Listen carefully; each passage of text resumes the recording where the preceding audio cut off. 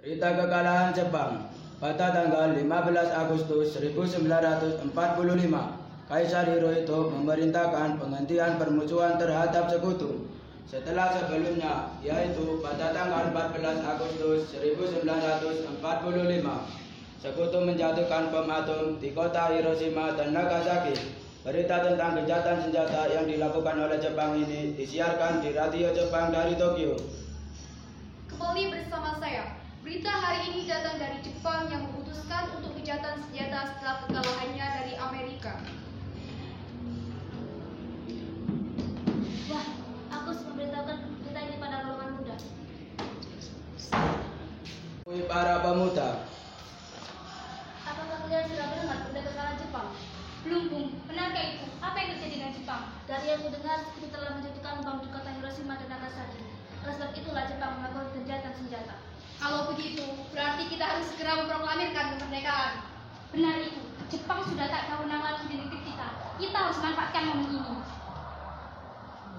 peristiwa Rengas Dengklok, perdebatan antara golongan tuan dan golongan muda. Setelah mendengar berita kekalahan Jepang, Hoirul Saleh segera merencanakan pertemuan dengan golongan anggota muda lainnya untuk membicarakan masalah proklamasi kemerdekaan. Pertemuan ini dilangsungkan di Jalan Pegangsaan Timur nomor 17, Jakarta pukul 20 waktu Indonesia Barat.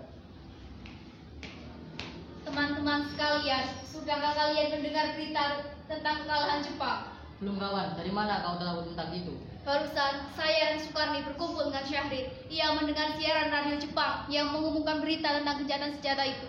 Berarti negeri kita sekarang dalam kondisi vacuum of power. Benar, demikian saya mengumpulkan kalian semua di sini untuk membicarakan masalah ini. Kita harus manfaatkan situasi ini untuk memproklamirkan kemerdekaan. Tepat sekali. Kalau begitu, kita harus bagi tugas. Wikana dan Hoirul, kalian pergi ke kediaman Soekarno. Saya dan Bung Darwis akan memerintahkan golongan pemuda untuk merebut kekuasaan dari Jepang. Kediaman Soekarno, Jalan Pegangsaan Timur nomor 56, Jakarta pukul 20 waktu Indonesia Barat. Terjadi perdebatan serius antara golongan pemuda dengan Soekarno. Assalamualaikum. Apakah Bapak ada, Bu?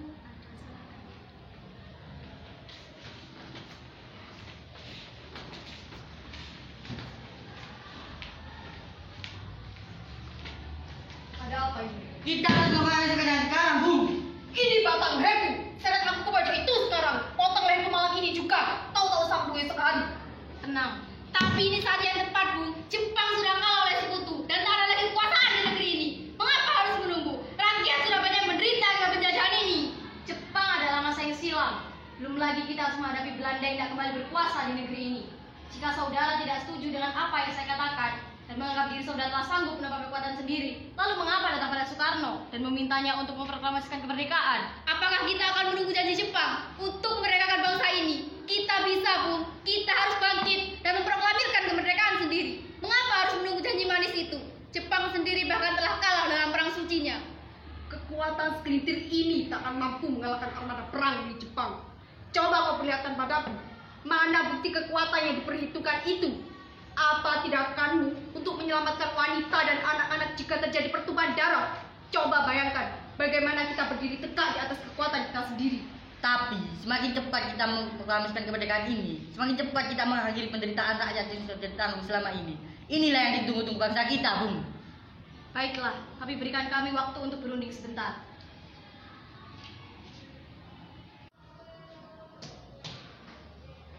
Kemudian para anggota golongan tua yang berada di kediaman Soekarno langsung membicarakan permasalahan tersebut. Silakan duduk. Bagaimana ini? Para pemuda menuntut untuk segera memproklamasikan kemerdekaan. Tetapi kita tidak bergegabah, Bu. Kita masih butuh waktu untuk mempersiapkannya dengan matang agar tidak terjadi sesuatu yang tidak diinginkan. Saya setuju. Menurut saya terpenting adalah menghadapi sekutu yang tidak benar kembali berkuasa di negeri ini. Selain itu, masalah kemerdekaan bisa dibicarakan lagi dalam sidang PPK 18 mendatang. Lalu bagaimana dengan pendapat golongan muda? Apa kita abaikan saja? Ya, lagi pula mereka masih muda. Pemikiran mereka terlalu pendek. Kita harus melihat ke depan, mempersiapkannya dengan matang. Kalau tidak, bagaimana nanti jika semuanya berantakan? Baiklah Bung, berarti kita semua sudah sepakat. Setelah selesai berunding, para anggota golongan tua menemui para anggota golongan muda yang menunggu di luar ruangan.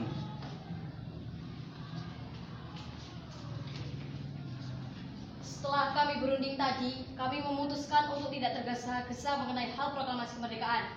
Hal ini masih akan dibicarakan lagi dalam sidang PPKI. Agustus 1945, pukul 4 waktu Indonesia Barat, kediaman Soekarno.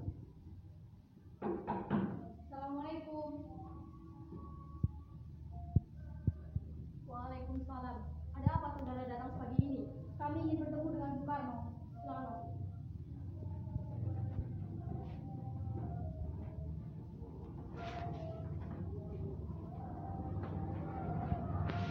Ada apa ini? Kami berusaha pembawaan dana Soekarno untuk ikut kami di tempat pengasingan. Tempat pengasingan? Apa yang saudara maksudkan? Ya, kami ingin membawa kalian berdua untuk diasingkan agar terhindar dari ancaman bentrok antara rakyat dan Jepang. Baiklah, kami akan ikut. Sebaiknya Ibu Fatmawati dan anak Anda terus bergabung untuk menjamin keselamatan mereka. Baiklah, saya akan mengajak mereka.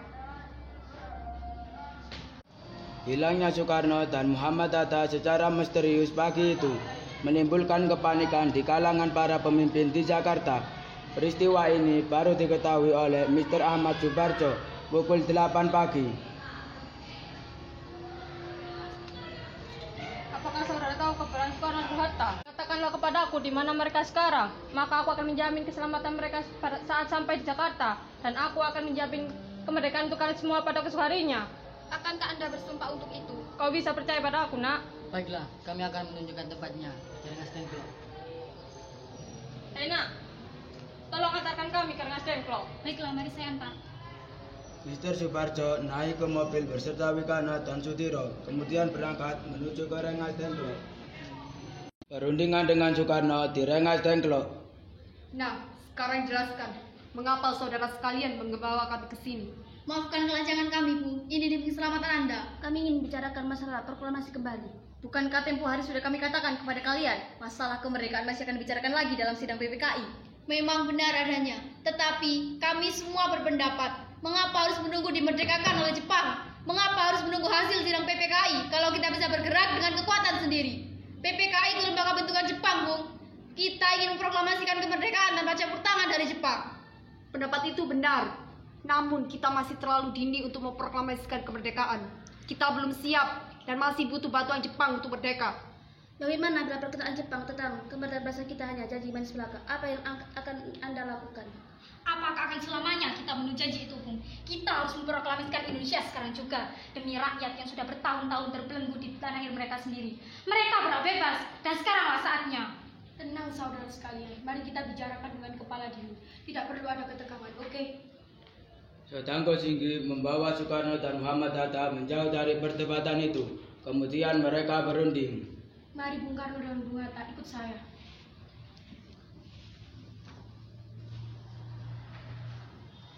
Saya mengerti perhitungan Anda berdua mengenai masalah proklamasi ini. Kita memang belum mempertimbangkannya dengan matang, tapi saya percaya kita bisa bangkit dan memanfaatkan situasi ini. Kesempatan tidak akan datang dua kali, Bung. Apa yang mereka katakan benar adanya dan saya mendukung mereka. Tapi, akankah kita bisa? Akankah semua ini dilakukan? Tentu mungkin, Bung. Asal kita berusaha, tentu mungkin ada jalan keluarnya. Lagi pula, para pemuda di Jakarta sudah menyusun strategi pertahanan untuk mencegah serangan dari Jepang ataupun sekutu yang tidak menerima proklamasi bangsa kita.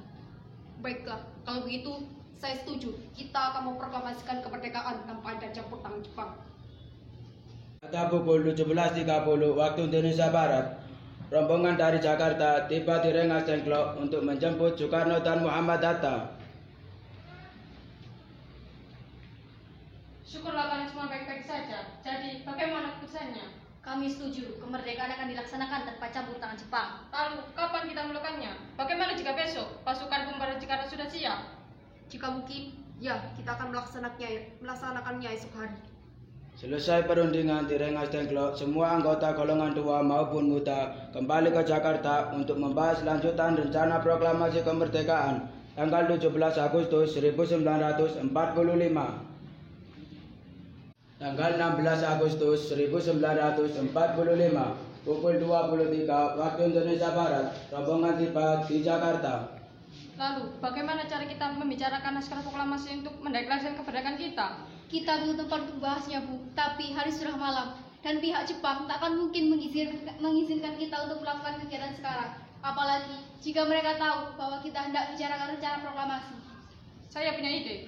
Kita akan meminjam rumah perwira Jepang, Laksamana Maeda.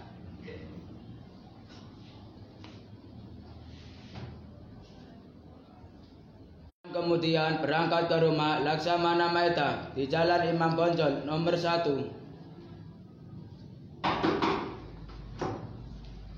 Oyashimasu Hiroshitanu. Mashimake rimasen ka konya. Ojamashimashita. Ashita 2時さよ独立会合について話をバカ哲也です。本当その分、このニュースを聞いて嬉しいです。あなたが望む部屋を使ってください。私は最初に行きます。ありがとう、仲間。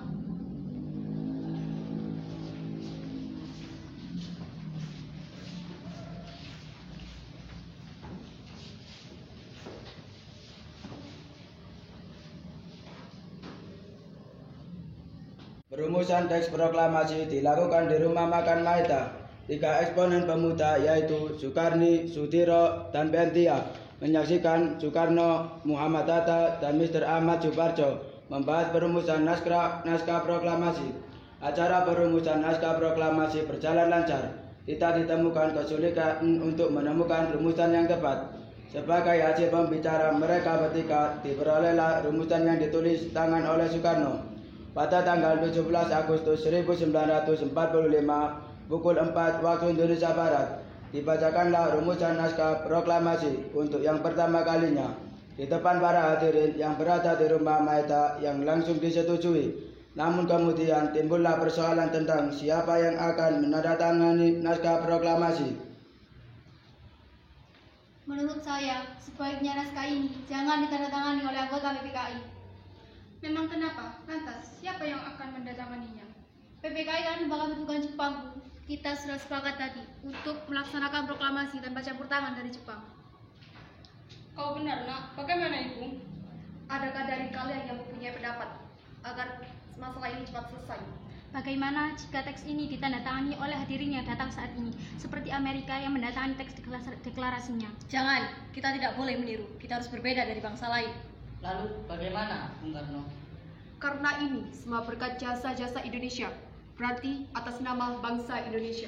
Saya setuju, dan saya punya usul. Yang mendatangi teks ini cukup 2 orang saja, yaitu Anda dan Hatta, sebagai wakil dari bangsa Indonesia. Bagaimana? Usul yang bagus. Bagaimana semua? Saya setuju.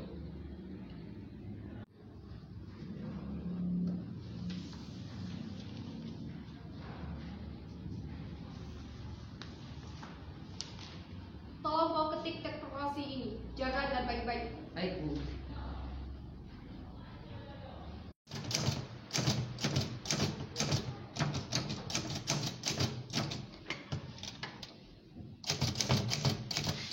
Pada saat yang sama, Soekarno dan Ibu Fatmawati sampai di kediaman mereka dan berbincang sejenak.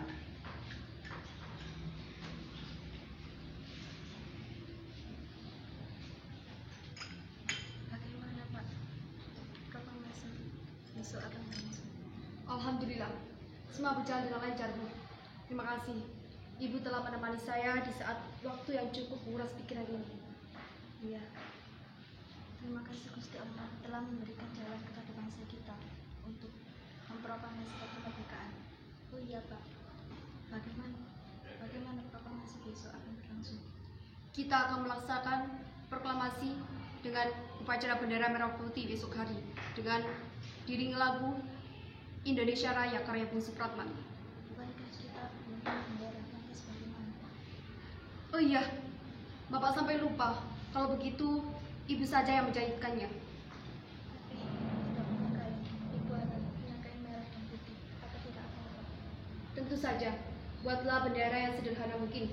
Yang terpenting kita sudah bersedia menyiapkannya. Baiklah. Ibu punya ide. Bagaimana kita menggunakan bendera yang sama-sama merah putih? Ide yang bagus. Bendera Sang Saka dengan warna merah putih. Sang Saka merah putih. Brilian. Ya sudah, sebaiknya Bapak bersiap untuk menyusun pidato yang akan Bapak bacakan. Hari Jumat, pada tanggal 17 Agustus 1945, pukul 10 waktu Indonesia Barat di Jalan Pegangsaan Timur nomor 56, dilangsungkan proklamasi kemerdekaan Indonesia. Suasana menjadi sangat hening. Soekarno dan Hatta dipersilakan maju beberapa langkah lagi dari tempat semula. Soekarno mendekati mikrofon dengan suaranya yang lantang dan mantap. Soekarno pun membaca pidato pendahuluan sebelum beliau membaca teks proklamasi. Saudara-saudara sekalian, saya telah minta saudara hadir di sini untuk menyaksikan peristiwa maha penting dalam sejarah bangsa kita. Saudara sekalian, dan dengan ini kami bacakan teks proklamasi.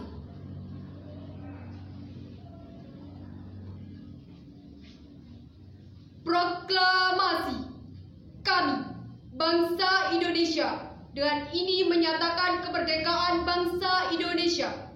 Hal-hal yang mengenai pemimpinan dan kekuasaan dan lain-lain diselenggarakan dengan cara saksama dan dalam tempo yang sesingkat-singkatnya. Jakarta, 17 Agustus 1945. Atas nama bangsa Indonesia, Soekarno Hatta.